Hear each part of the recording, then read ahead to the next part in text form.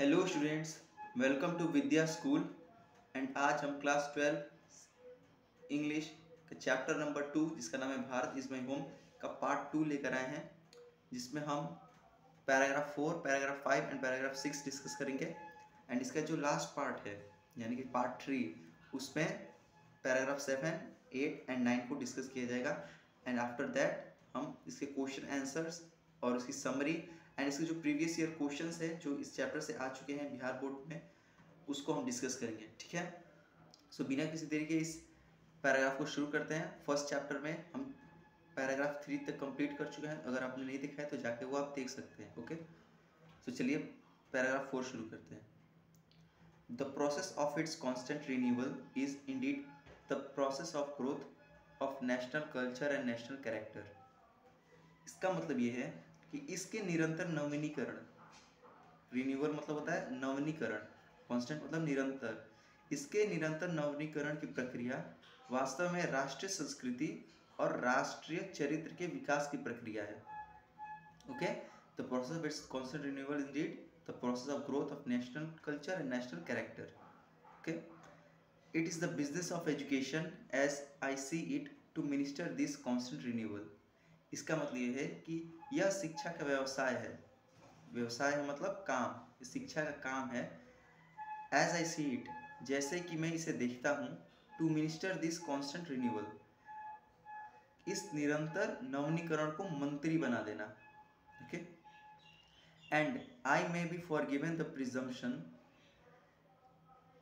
और मुझे इस धारणा के लिए क्षमा किया जा सकता है, that my choice to this high office has mainly, कि इस उच्च पद के लिए मेरी पसंद मुख्य रूप से, इफ नॉट इंटायरली यानी यदि पूरी तरह से नहीं फिर भी मुख्य रूप से, been made on account of my long association with the education of my people.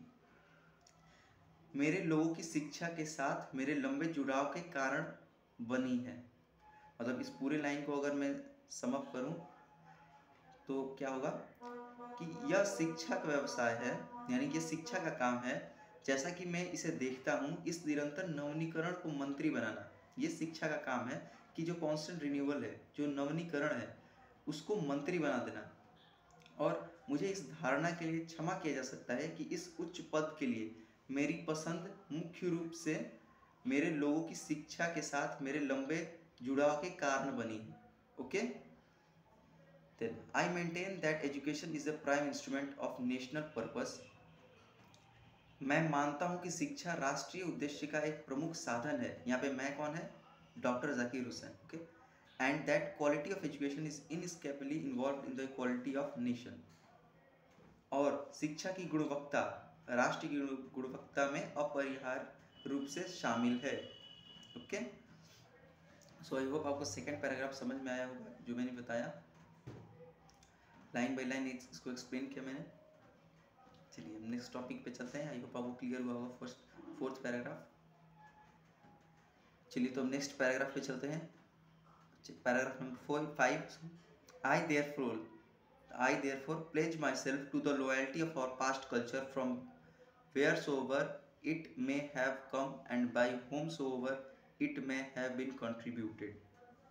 मतलब इसलिए मैं अपनी पिछली संस्कृति की वफादारी के लिए खुद को प्रतिज्ञा करता हूँ। I pledge to the service of the totality to my country's culture। मतलब इसलिए मैं अपनी पिछली संस्कृति की वफादारी के लिए खुद को प्रतिज्ञा करता हूँ, चाहे वह कहीं से भी आई हो और जिसने भी इसका योगदान दिया हो।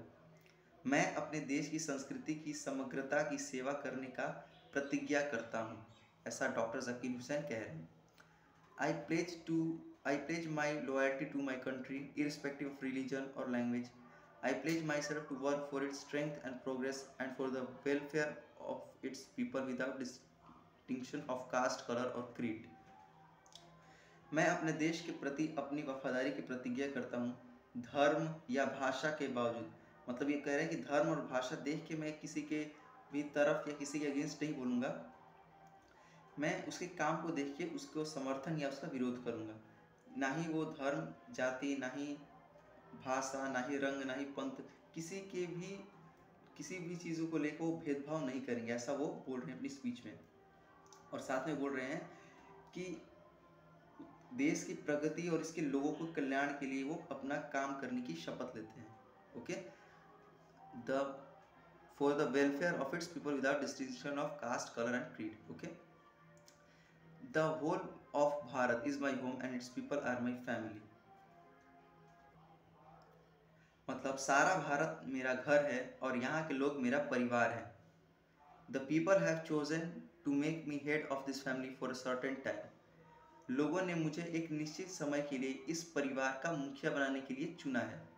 आई shall be my earnest endeavour to see to make this home strong, beautiful, a worthy of home for a great people engaged in the fascinating task of building up a just and prosperous and graceful life।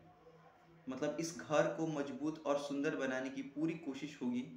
एक न्यायपूर्ण और समृद्ध और सुंदर जीवन बनाने के आकर्षक कार्य में लगे महान लोगों के लिए एक योग्य घर बनाने में मैं अपनी पूरी भूमिका निभाऊंगा, ऐसा डॉक्टर जाकिर हुसैन बोल रहे हैं। ओके, तो आई होप आपको 5th पैराग्राफ तक क्लियर हो गया। चलिए 6th पैराग्राफ, ये लास्ट पैराग्राफ है। चलिए तो 6th पैराग्राफ पे चलते हैं।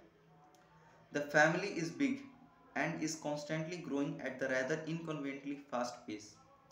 मतलब परिवार बड़ा है, यहाँ पे परिवार मतलब भारत की बात हो रही है। भारत में जो लोग हैं उनको परिवार मानते हैं, जैसा हमने पहले पैराग्राफ में पढ़ा था। वो बोलते हैं परिवार बड़ा है और लगातार असुविधाजनक रूप से तेज गति से बढ़ रहा है। इनकन्वीनियंटली मतलब होता है असुविधाजनक। We shall each one of us have to participate unsparingly in the building its new life, each in his own way। हम में से प्रत्येक को इसके नए जीवन के निर्माण में प्रत्येक को अपने तरीके से बिना किसी उदारता के भाग लेना होगा। For sheer size, the tasks ahead of us are so demanding that no one can afford to sit back and just watch or let frustration become endemic in our country। बता रहे हैं डॉक्टर जाकिर हुसैन बड़े आकार के लिए हमारे सामने कार्य इतने अधिक हैं कि कोई भी पीछे बैठकर सिर्फ देखने या हताश होने में हमारे देश के स्थानिक होने देने का जोखिम नहीं उठाया जा सकता है। The situation demands of us work and more work, silent and sincere work, solid and study reconstruction of the whole material and cultural life of our people.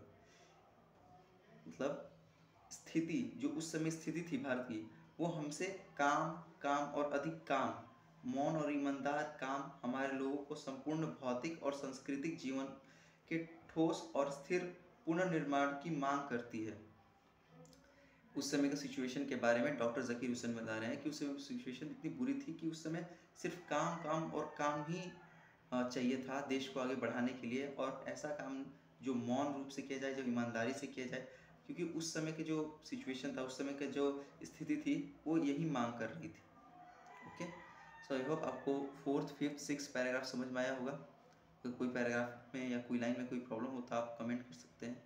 तो चलिए फिर नेक्स्ट वीडियो में मिलते हैं, तब तक के लिए बाय।